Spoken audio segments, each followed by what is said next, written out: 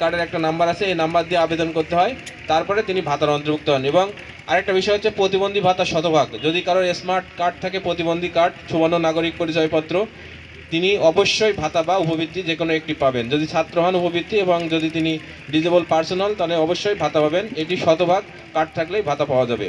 তো আমি আর কথা বলতে চাচ্ছি না। আজকের অনুষ্ঠানের আমরা সম্মানিত প্রধান অতিথি মহোদয় উপস্থিত আছেন, এবং আমরা আজকে তার হাত দিয়ে কিছু আইডিয়ালের পক্ষ থেকে যে উপহার আছে, এই উপহার প্রদানের মাধ্যমে এবং তার পরবর্তীতে তার আলোচনা পর্ব শেষে আমরা আজকের অনুষ্ঠান সমাপ্ত করব। তো এ পর্যায়ে আমি আইডিয়ালের যে চেক রেডি আছে, আমি তাদেরকে সামনে আসার জন্য অনুরোধ করছি।